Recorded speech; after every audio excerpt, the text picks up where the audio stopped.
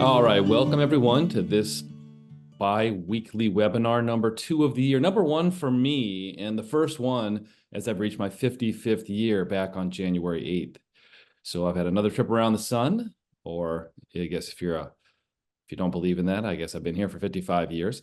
Anyhow, great to see you all today. I appreciate you. There's been a new regime that's come in apparently, and everybody from either side was pardoned in any certain way. So that's all behind us, and it's a new era.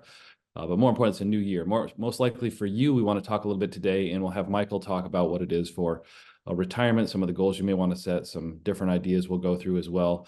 We've got a full slate for you today, so I'll go big. My gratitude is my daughter was home for 21 days in between school, almost 30 days actually.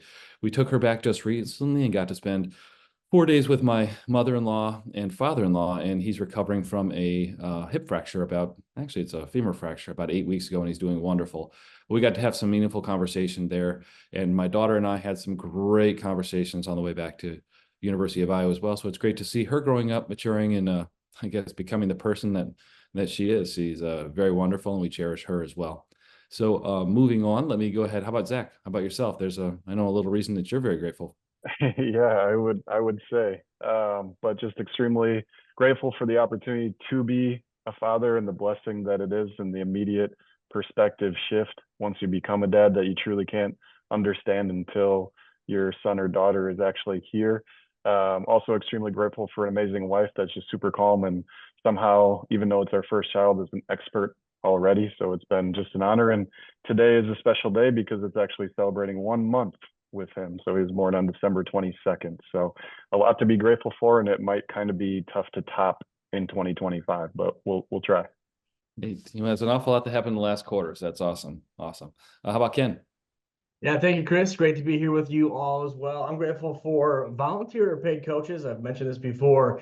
Going through hockey season with my son right now, it's really interesting to see all the fans in the stands and how critical they are of everybody. It's really quite interesting to watch like the parents and fans be really critical of coaches, referees. That's a tough job to do. And so, if everyone's coached before, it's not easy. If you refereed a game, it's not easy. There's a lot going on during a game that's hard to catch it all. And some fans are very, I feel, ungrateful for what happens out there. But my gratitude goes out to the coaches and referees that do volunteer their time, because it is hard and it's not an easy job. And these kids are blessed to have people that actually can take the leadership role once in a while and be coached that way. So Awesome. Thank you, Ken. I appreciate that. I agree as well. Being a coach, not being a referee on purpose, I understand both of those. And I think it's a very difficult and interesting position when parents start trying to coach over your 35 years of experience.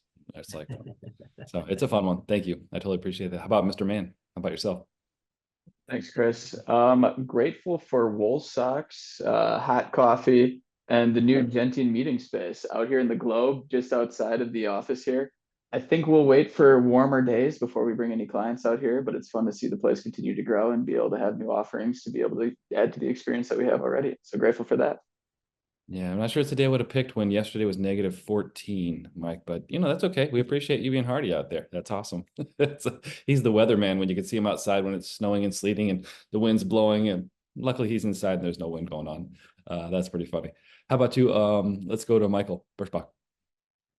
Thanks, Chris. I've been personally working on being a more patient person and handling more surprises or tougher situations with poise. But I had a pretty cool experience within the last few weeks. I was meeting with a client who had lost their heat about a month ago. It wasn't quite as cold as it is the last few days, but it was pretty close. And just hearing their perspective and experience around it was really cool because they were like overwhelmingly positive. And when the heat came back on, they felt like it was almost too warm in there. I had a very similar situation happen to myself last year. I'd grade my handling on the situation at maybe a 6 out of 10. So hearing that, it's just a nice reminder that I still have some work to do, and just working on self-improvement. So thank you, Chris. Awesome. Thank you as well. How about Lisa? Hi, thank you. Hi, everybody. Well, just grateful that I'm able to stay warm. I have multiple coats, boots, and scarves and hats and lots of things with this weather that we get in Wisconsin. And every year, I think, not originally being from here, It still surprises me now we get it this cold.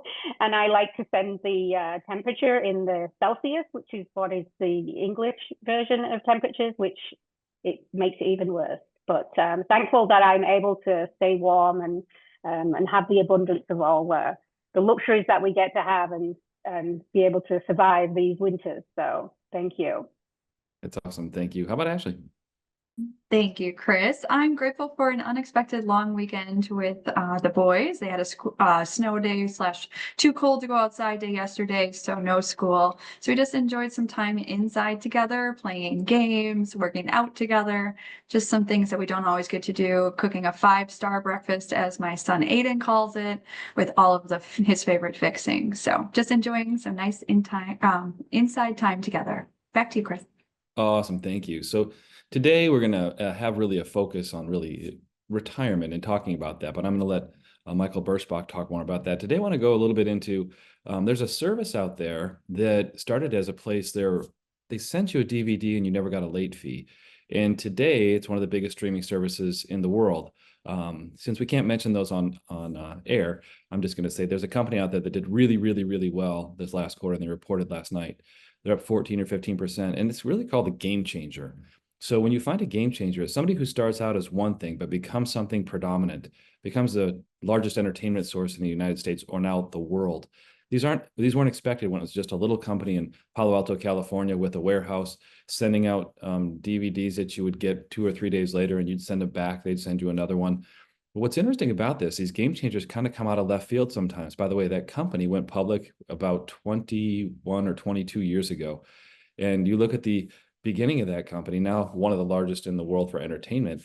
It's amazing to see. There's other ones that make chips out there, not the chips you eat, but the chips that are really vital to what's called AI now. And what they're doing presently is they're the biggest company in the world. Now, where did that come from? First, that company was big in graphics in your computer. And if you bought the stock for that reason and you're a big gamer, that's fantastic. Many people didn't, but they found out in the last 3 or 4 years what that company is. Now, why do I say this? What are game changers? Game changers take something that is maybe normal, change the experience, enhance it, and provide us something new or some different way to experience the same kind of thing. So looking at this, when you find a game changer, they'll, maybe in a warehouse store, it may be in making burritos. There's some restaurants out there that do that as well. Maybe in making a salad and charging $20 for it, right? There's a lot of things coming. Maybe it's a fast food Mediterranean company out there that's just on the East Coast going some way. Again, not mentioning any names, but if you're smart, you can figure out what those are. I mean, the whole point is in this paradigm of today, the speed with which we go from unknown to known is very, very quick. These outliers, these people who had great dreams, they're typically solving something that somebody else has solved, but just potentially in a different or better way. You're seeing many restaurants from the old tiers go out of business, while many new ones are popping up in a new way that Americans like to eat. Same thing's happening across the board in the markets. You're seeing a lot of those recognized, seeing pretty heavily those things recognized. And let me pause for a moment. There's a new regime coming in. There's an old regime going out. So there were a lot of things done at the end of one, at the beginning of another, that people will predict into the future what it might look like. And I'm going to tell you one thing. There is still no future facts. Okay, I'm going to make that statement once again. There are still no future facts. So for us to get out there very confidently and tell you what's going to happen, it's very, very difficult, if not impossible. And I think that what I learned one time from somebody is people are lying to you, they just don't know it. Very confident people are on the radio, on the news, on the television, which I know you don't watch because we've talked about that. This is the only media that you're feeding yourself, right? Because in 2025, you started a new media plan that doesn't include all the crap.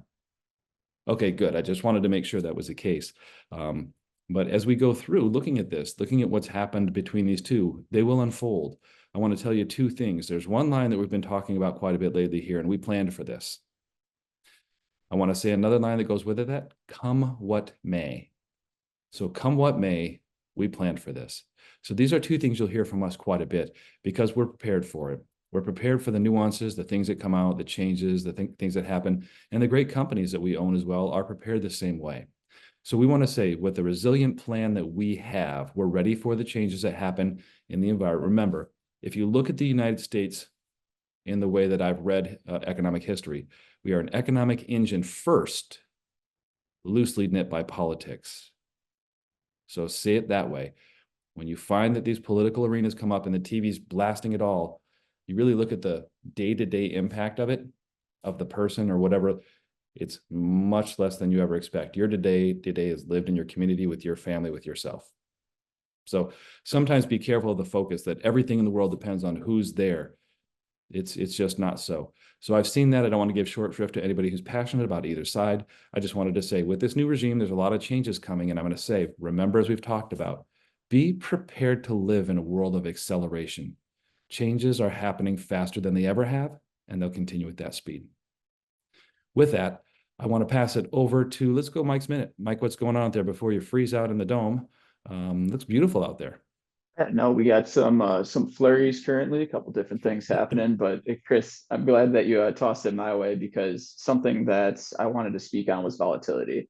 And you spoke to a couple of companies that are out there to be named, but to be able to capture the upside growth that those have occurred, you had to stay through the tough times. There were times in 2022 where we're talking with the inflation running rampant, interest rates trying to catch up, and bonds and stocks both failing to create returns for steady investors. It was a tough time to be. We watched one of those companies go down 50% in that year. You would have had to stay through that to capture all the upside, because I'll tell you what, it might have sounded like hindsight being 2020, 50% down, let's buy. And some people made that decision, but it's pretty hard to do because you have no idea if that thing's going to continue to go down or if it's going to come back. And historically, individual companies, that's much more difficult to predict than looking at the history of the market coming back as a whole. So I want to speak to volatility just real quickly with this year. I heard it described more of not being a hawkish Fed, but a hawkish market. And we saw that last week. We saw a labor report come out that was positive. It looked good. Jobs are coming through. Things are good.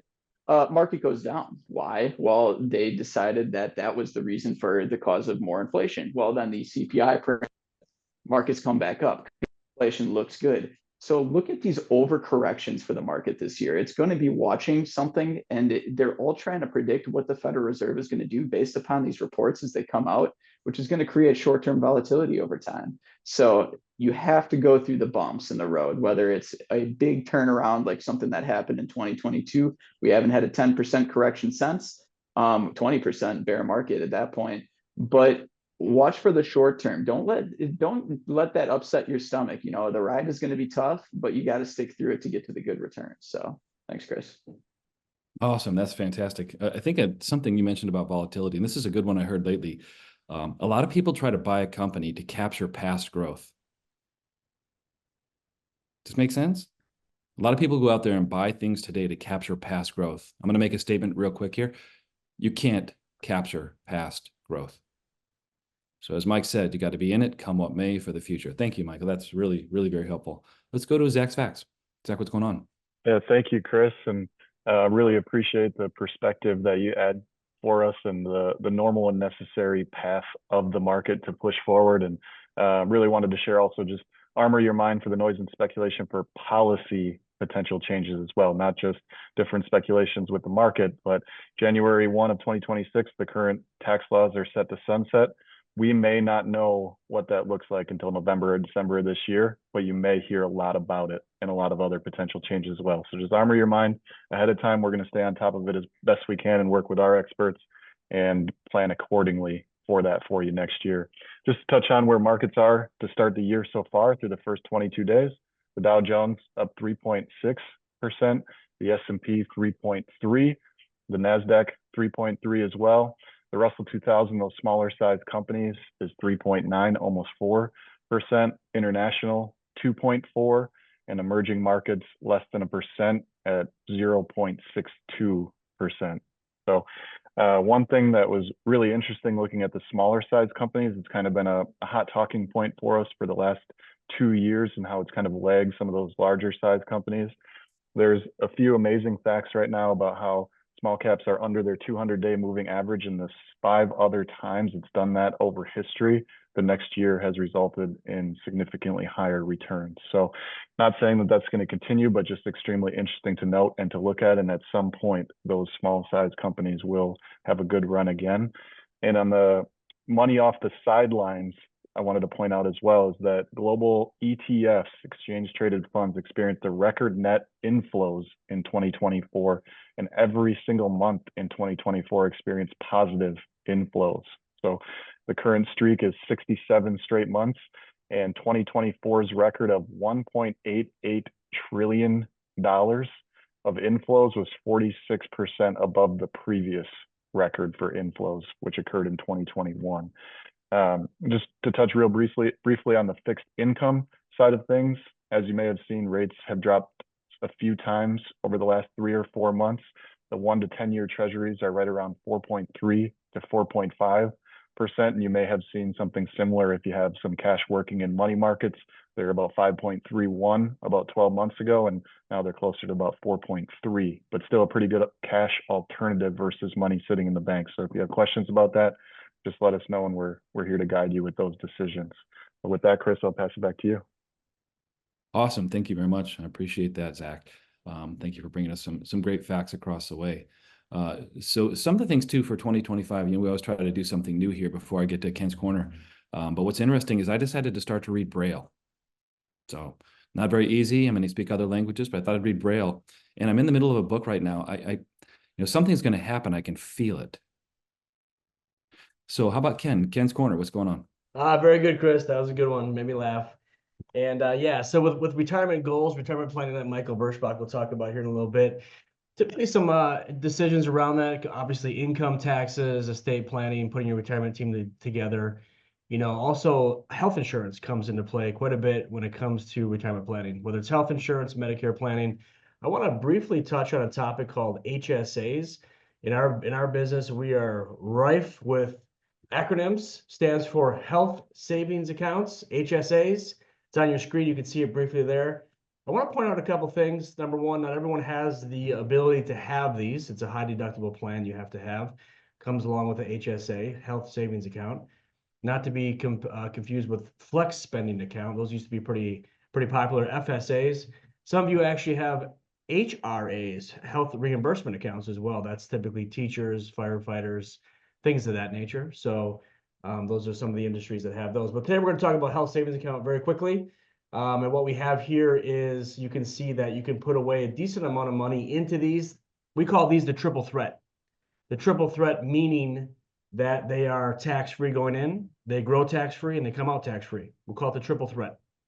And these are very valuable accounts to have. Some of you do have them because you're eligible for them. If not, that's okay. We can plan around that as well. One piece I want to bring up here, that this is a pretty unique one that's been coming up a few times now. We've been able to guide clients on this one, is a qualified HSA funding distribution. QHFD, another acronym for you guys. Basically what it is, it's a one-time transfer that you can make from your IRA to a qualified HSA plan that you have out there. So up to the amount that you're able to put in, sometimes that's $4,300 all the way up to $9,550 if you can do that. So if you have an HSA plan, talk to us about it. There's ways you can keep it in cash. There's ways you can invest it for the future. All pretty unique stuff when it comes to HSAs, health savings plans. Very valuable. Again, the triple threat, and you can use it for Part B. You can use it for qualified medical expenses. There's a whole list there that we can use it for. Very valuable accounts if you do have them, and we'll help you use them properly as you navigate your way through retirement. Back to you, Chris. Thanks for bringing us all that really quickly. That's awesome. It's a ton of stuff there. The acronyms, I think the acronym for acronym itself is a great acronym. It stands for always, no, I'm just messing with you. It's kind of crazy, but our business is full of those, and we throw them around really quick. QRDs, QCDs, RMD, ABC, 1, 2, 3. There's just a bunch of acronyms that we go through, and we throw them around just blatantly, and people go, I'm sorry, I'm not quite sure what you're saying with that. So thanks for clarifying those. I really appreciate that. How about let's go to Michael Berschbach. Why don't you tell us a little bit about retirement? Thanks, Chris. So I think the best way to talk about this is to think about if you were planning on retiring at the end of this year or early next year, you may ask yourself today, what do I need to do? Last year, there was 11,000 people who turned 65 years old in the US every day, and we're seeing a massive wave of retirees that are around this age. So I wanted to talk through this morning some of important items when it comes to getting ready to retire. There's a ton of them out there, but I wanted to hit some of the highlights. There's never going to be that perfect moment for retirement for most people, but being confident going into it can help provide a lot of comfort during a brand new time. So the first one, build or review your budget. One of the more important pieces, a few things here, be honest, plan for surprises. And if you're not sure how much you need, base it off of what you're making or living on today. I think a good way to actually do this in theory for that last year before retirement is actually practice living on that budget to see if you can do it. It's a good way to see if you're being honest with yourself.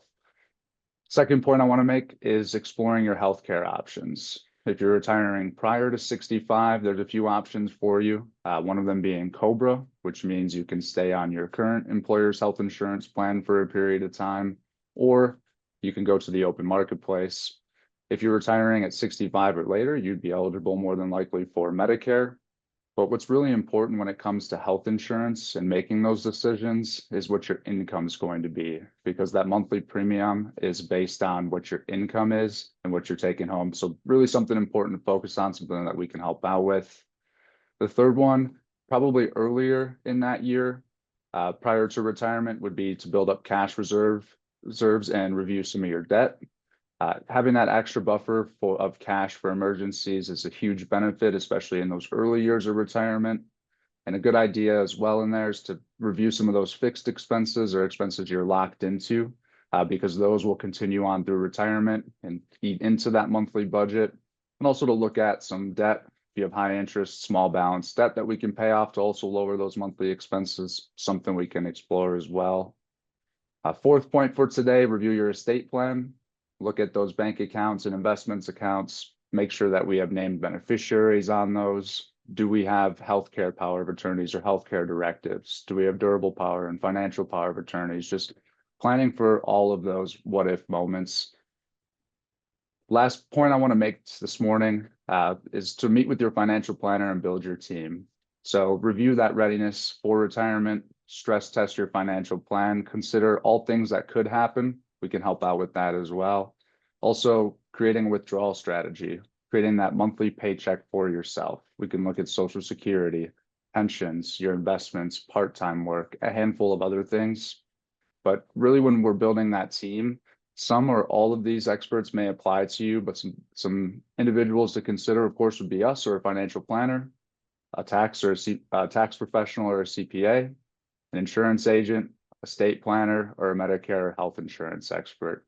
So this morning I talked mainly on the points about planning for the financial side of retirement, but this is only half the battle. There's also the mental and emotional side of retirement. How will you feel purpose? What are you retiring to? I'm going to pause for today as this is an entire topic of its own. Back to you, Chris. Thank you, Michael. I appreciate that. There's a lot of great stuff there. And I think we give it to you in short shrift here today. Each one could be a full hour. But thinking about that, what is my purpose? So when I no longer feel like I have something to be here for, what should I do? Now, this is something when you retire, you're at the greatest point of your career, your knowledge, your wisdom, and sharing that becomes super important. Maybe not even in the field that you're in, but I think as Michael said, maybe we even gave short shrift on this.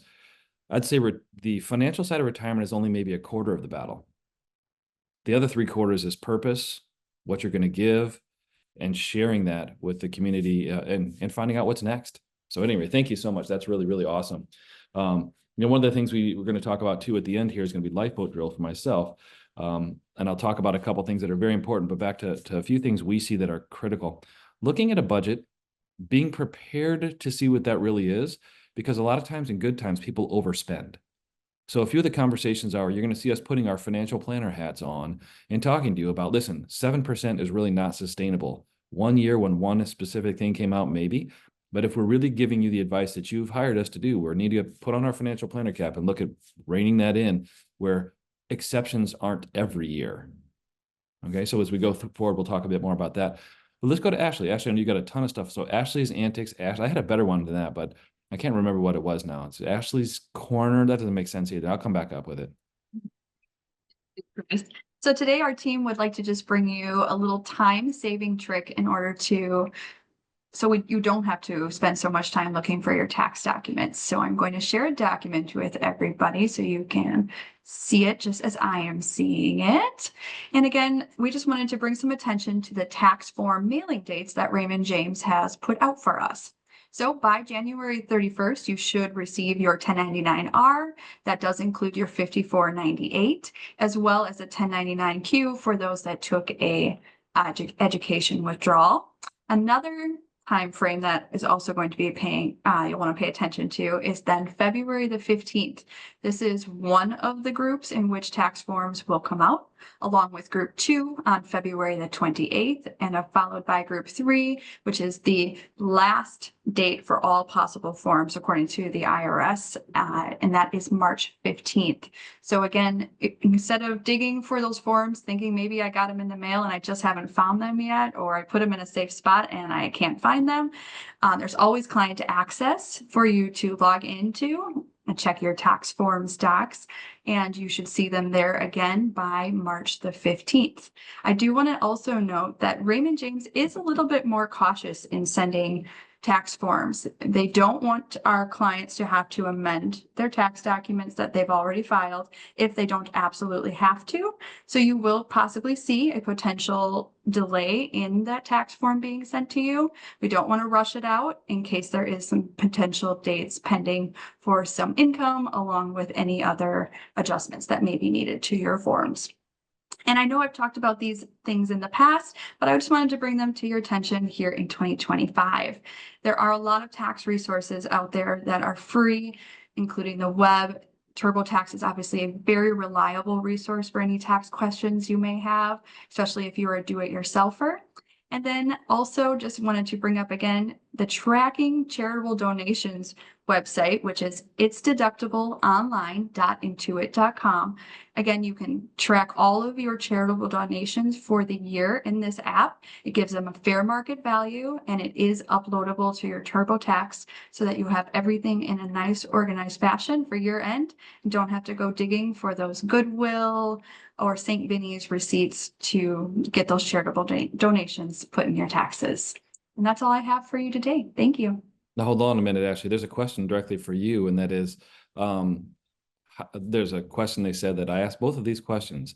Did I get them? And where did I put them? So that was somebody asked them to you. So did I get these forms? And where did I put them? So if you can help them with that, that would be wonderful. You know I'm messing with you. But anyways, I go through, that's quite funny. I did do a couple of things, and you can all vote on this as well. We'll get to Lisa here in just a second, and I'll finish with my last segment. But here's some titles that are potential. Let's all vote for them. Number 1 would be Ashley Unfiltered, Ashley's Shenanigans, Antics with Ashley, The Ashley Angle, Life in the Fast Lane with Ashley. That's probably not the one. Ashley Angle. Ashley Unleashed. It's a good one as well. I thought this would go to Madcap Moments with Ashley. So we've got some different, really good titles potentially here. Most of them probably aren't the right one, but another one's Off the Cuff with Ashley. Ashley's Escapades. I don't think anyone's, I think it might be Ashley's Angle. There's some good one. Or Ashley Unfiltered. I do appreciate that. She's got some great value in. So if you want to vote, go ahead and vote in the Q&A. We may not name it that, but I just want to say it'd be a fun exercise. So with that, why don't I pass it over to Lisa? What should we pay attention to before I close today? Okay, thank you. And I do like the Ashley's Angle. I think that's a good one. So I like the 2 letters that are matched. So, yeah. Okay, so yes, coming up with the end of January, and today we have our Health and Wealth webinar at 10:30 today. So everyone who's on now can just hang on a little bit after this, and then they can log into the Health and Wealth with Michelle Norris. And she is going to talk to us today about simple swaps that we can make to some healthy swaps that we can all make at home, so we can have a great year and become a little bit healthier. So even just 1 or 2 would make a difference. And then for the short month of February, what we've got, we have our ladies Valentine's Day tea and luncheon. This is going to be an in-person get-together for the ladies of Gentian. The RSVP details are going to be coming up soon, but we are thinking Thursday, February the 13th for that Valentine's Day tea, which will be very nice to get together with some of the ladies of our clients. And then Wednesday, February the 19th, is our February birthday club. So that is noon as usual for the lunch with clients who have their birthdays in February. And then the RSVP details are coming up for that too.